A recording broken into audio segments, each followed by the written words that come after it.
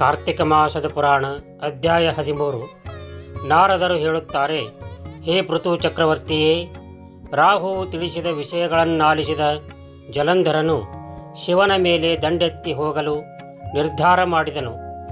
ಸಹಸ್ರ ಸಂಖ್ಯೆಯ ರಾಕ್ಷಸ ಸೈನ್ಯದೊಡನೆ ಕೈಲಾಸದ ಕಡೆಗೆ ಹೊರಟನು. ಆಗ ಪುರೋಹಿತನಾದ ಶುಕ್ರಾಚಾರ್ಯನ ಮೇಲೆ ರಾಹುವಿನ ದೃಷ್ಟಿ ಬಿದ್ದಿತು. ಇದರ ಫಲವಾಗಿ ಜಲಂಧರನ ಕಿರೀಟ ನೆಲದ ಮೇಲೆ ಜಾರಿ ಬಿದ್ದಿತು. ಇತ್ತ ಕಡೆ ದೇವತೆಗಳು ದೈತ್ಯರನ್ನು ಹೇಗೆ ಸೋಲಿಸಬೇಕೆಂಬ ರಹಸ್ಯ ಉಪಾಯವೊಂದನ್ನು ಮಾಡತೊಡಗಿದರು. ಭಗವಾನ್ ಶಂಕರನ ಬಳಿಗೆ ಹೋಗಿ, ಹೇ ದೇವಾದಿದೇವ, ಜಲಂಧರನ ಬಾಧೆಯನ್ನು ತಡೆಯಲಾರೆವು. ಈಗ ಅವನು ನಿನ್ನ ಮೇಲೆ ದಾಳಿ ಎತ್ತಿ ಬರುತ್ತಿದ್ದಾನೆ. ಹೇಗಾದರೂ ಮಾಡಿ ಅವನನ್ನು ಜಯಿಸುವ ಉಪಾಯವನ್ನು ನಮಗೆ ತಿಳಿಸು ಎಂದು ಭಿನ್ನವಿಸಿದರು. ಆಗ ವಿರೂಪಾಕ್ಷನಾದ ಶಿವನು ಮನಸ್ಸಿನಲ್ಲಿ ಭಗವಾನ್ ನಾರಾಯಣನನ್ನು ಭಕ್ತಿಯಿಂದ ಸ್ಮರಿಸಲು ಆತನು ಶಂಖ ಚಕ್ರ ಗದಾಧಾರಿಯಾಗಿ ಪ್ರತ್ಯಕ್ಷನಾದನು. ಶಿವನು, ಹೇ ಭಗವಂತ, ಈ ಜಲಂಧರನನ್ನು ಆದಷ್ಟು ಬೇಗ ಮುಗಿಸಿಬಿಡಬಾರದೇಕೆ? ನೀನು ವೈಕುಂಠ ಲೋಕವನ್ನು ತೊರೆದು ಅಲ್ಲಿ ವಾಸ ಮಾಡುವುದೆಂದರೇನು ಎಂದು ಕೇಳಿದನು. ಮಹಾವಿಷ್ಣುವು, ಶಿವನೇ, ಈ ಜಲಂಧರನು ನಿನ್ನ ಅಂಶ ಸಂಭೂತನು, ಲಕ್ಷ್ಮಿಗೆ ಸೋದರನು ಕೂಡ ಆಗಿದ್ದಾನೆ. ಯುದ್ಧದಲ್ಲಿ ಕೊಲ್ಲಲು ಬಾಂಧವ್ಯ ಅಡ್ಡ ಬರುತ್ತದೆ. ಆದ್ದರಿಂದ ನೀನೇ ಇವನನ್ನು ಸಂಹರಿಸು ಎಂದು ಹೇಳಿಬಿಟ್ಟನು. ಶಿವನು ಬೇರೆ ದಾರಿಗಾಣದೆ, ದೇವತೆಗಳಿರ, ಈ ಜಲಂಧರನು ಮಹಾಪರಾಕ್ರಮಶಾಲಿಯು. ನನ್ನ ಕೈಯಿಂದ ಇವನನ್ನು ವಧಿಸಲು ಸಾಧ್ಯವಿಲ್ಲ. ಆದ್ದರಿಂದ ನೀವೆಲ್ಲರೂ ಸೇರಿ ನಿಮ್ಮ ನಿಮ್ಮ ಶಸ್ತ್ರಾಸ್ತ್ರಗಳನ್ನು ಬಳಸಿ ಅವನನ್ನು ಕೊಲ್ಲಬೇಕಾಗಿದೆ ಎಂದನು. ಆಗ ದೇವತೆಗಳೆಲ್ಲರೂ ತಮ್ಮ ತಮ್ಮ ತೇಜಸ್ಸುಗಳನ್ನು ಸೇರಿಸಿ ಸುದರ್ಶನ ಚಕ್ರವನ್ನು ನಿರ್ಮಿಸಿದರು. ಉಳಿದ ತೇಜಸ್ಸಿನಿಂದ ಶ್ರೀಮನ್ನಾರಾಯಣನು ವಜ್ರಾಯುಧವನ್ನು ನಿರ್ಮಿಸಿದನು.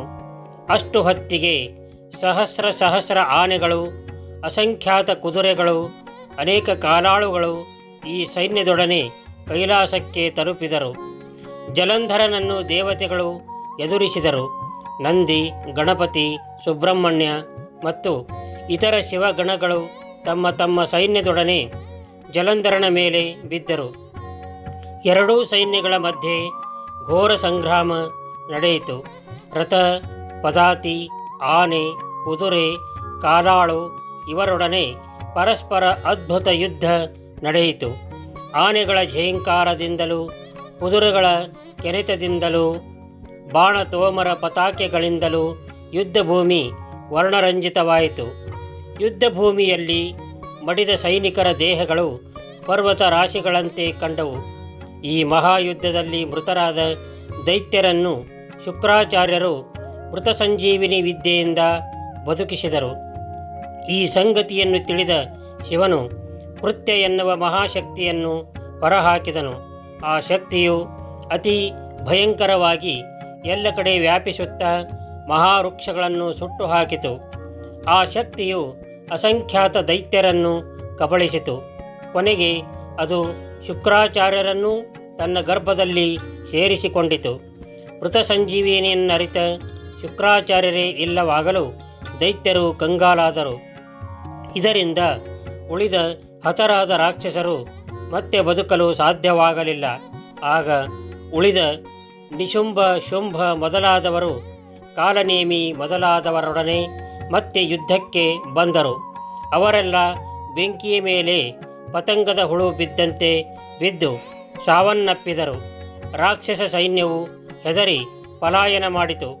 ಶಿವಭೃತ್ಯನಾದ ನಂದಿ, ಭೃಂಗಿ, ಗಣಪತಿ, ಸುಬ್ರಹ್ಮಣ್ಯರು ರಾಕ್ಷಸ ಸೈನ್ಯದ ಮೇಲೆ ನರ್ತನ ಮಾಡಿ ನಾಶ ಮಾಡಿದರು ಎಂಬಲ್ಲಿಗೆ ಕಾರ್ತಿಕ ಮಾಸ ಮಹಾತ್ಮೆಯ 13ನೆಯ ಅಧ್ಯಾಯ ಮುಗಿಯಿತು.